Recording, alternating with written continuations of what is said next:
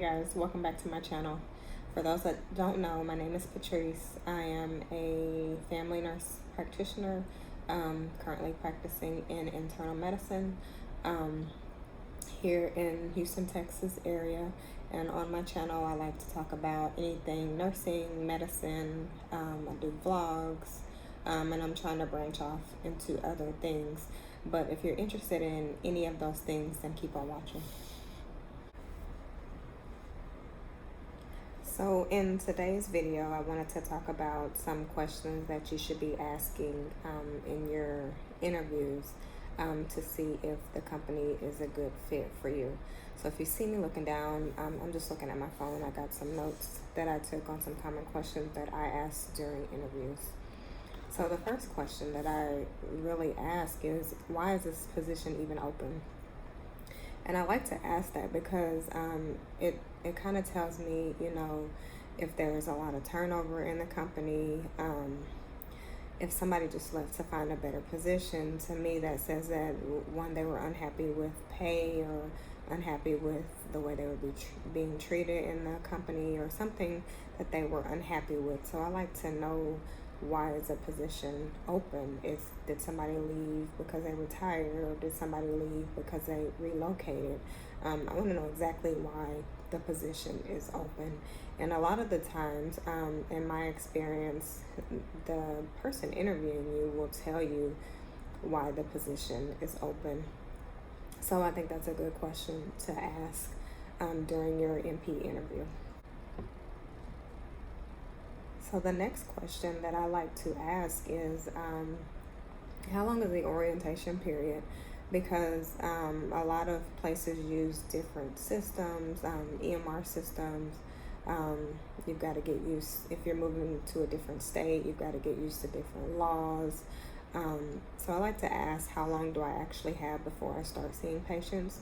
And I like to know if that can be adjusted if I need more time. And 9 times out of 10, they will adjust it for you. But in my first job, when I worked for private practice, I didn't ask if there was an orientation period, and I was just kind of thrown into seeing patients. It started off with me seeing one patient an hour for about a week. And then after that, I was on a full schedule like everyone else. So I really recommend that you ask, what is your orientation period, and what are the expectations during the orientation period. Another question that I like to ask is, how many providers are in the clinic or in a company? And I like to ask that question because I want to know what kind of support that I have. So when you have those difficult cases, or cases that you've never seen before, you have somebody there that you can kind of collaborate with to treat the patient. Or if you have even not necessarily something you've never seen, say you've got that diabetic patient whose A1C is 11, and you've tried everything.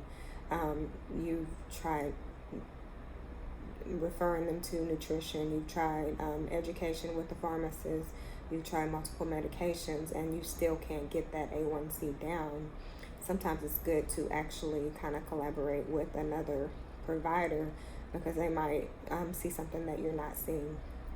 So I like to ask, how many providers are in the clinic or the company that you have access to? Another question I like to ask is, how many patients am I expected to see a day, a week, a quarter, or however your company does it? And I want to know over what span of time I have required to see, or allotted to see that patient. So am I working an 8-hour day, a 10-hour day, a 12-hour day? How many patients am I required to see? How long are my time slots? So that can kind of determine if the job is a fit for you. So when I started this new position, I knew that I'm coming from a position where I had 30-minute time slots with internal medicine patients, and I didn't want to deal with the same type of patients and have a shorter amount of time to deal with them. So my first question was, how much time do I have with each patient, and how much time do I have, how many patients do I have to see in a day. And I was told here that, you see about 12 to 15 patients a day, depending on the type of visit, and most of your appointment slots are 30 to 45 minutes. So make sure you ask, specifically how many patients you're required to see, and get it put in your contract, because if you don't, things could change and expectations could change with the company. So I also like to ask, in the interview, what are the goals of the company, as far as for expansion, as far as for expanding physically or expanding manpower? Like, what are the future goals? Do you plan on expanding to different areas? Do you plan on hiring more providers? What are the plans? Because to me, if a company doesn't have future goals, then But to me, if a company doesn't have future goals set in place, then how can you have room for growth when the company doesn't even have plans to grow? So I like to know, what are the future plans for growth? And in my circumstance, company is pretty new, and they're expanding to multiple states now. So I took it as an opportunity to grow as a provider and possibly have other locations that I can move to. The next question that I like to ask, and these are in no particular order, is what is the time frame for hiring the new candidate, or hiring for the new position? And I like to know that because, one, you don't have to stress out about waiting to get this new position that could potentially already be filled. So with this position, I asked, because I was relocating from Colorado to Texas, I asked, what time frame am I looking at to be hired? And also, for me, it was for, do you have anything for relocation and all kinds of stuff like that? So you really like to know what kind of time frame you have, because one, it reduces your stress, and two, it provides you the opportunity to actually give your current employer enough time in advance before you put in your resignation. So always ask what the time frame is to fill in the position, even if you're not relocating from state to state. The last thing I would suggest that you do during your interview is ask for the opportunity to actually speak with other providers in the clinic or surrounding clinics, and see if you can get the opportunity to actually shadow them and see how their day looks. And I like to do that because, they can tell you, yeah, you've got 30, 45-minute time slots, and yeah, you only see 8 patients, 10 patients a day, but, what's the pace like? Are you having to do other things, or, what exactly is included in that 8-hour day? So if you have the opportunity, you can speak to the provider and kind of shadow them and see what their day is like.